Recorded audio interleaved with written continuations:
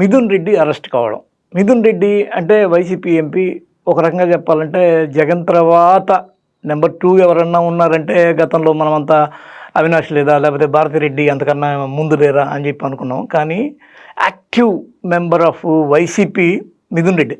అలాంటి మిథున్ రెడ్డి అరెస్ట్ అవ్వడము అంటే ఇప్పటిదాకా ఉన్న అన్ని అంచనాలు, ఊహలు ఇవన్నీ పటాపంచలు అయిపోయినట్టు. కారణం ఏంటంటే మిథున్ రెడ్డిని అరెస్ట్ చేస్తారని ఎవరు అనుకోలేదు. ఎందుకంటే అవినాష్ రెడ్డే అరెస్ట్ కాలేదంటే మిథున్ రెడ్డి ఎలా అరెస్ట్ అవుతాడు?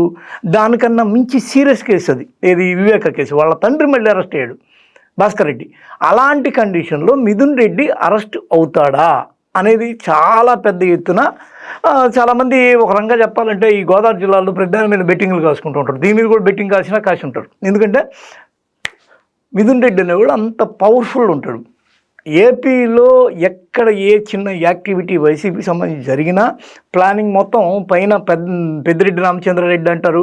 ఆయన ఆ తర్వాత అలియాస్ పెద్దారెడ్డి అని కూడా అంటారు. వైసీపీకే పెద్దారెడ్డి ఆయన కొడుగ్గా ఒక రాజంపేట ఎంపీగా కేవలం ఆ ఒక్క పాత్రలకే పరిమితం కాడాయన. మొత్తం అసలు జగన్కి ఒక రెండో రూపంలాగా వర్క్ చేస్తాడు మిథున్ రెడ్డి. అలాంటి మిథున్ రెడ్డి అరెస్ట్ చేయడం అంటే ఒక రకంగా చెప్పాలంటే మిథున్ రెడ్డి నీడని, జగన్మోహన్ రెడ్డి నీడని అరెస్ట్ చేసినట్టే.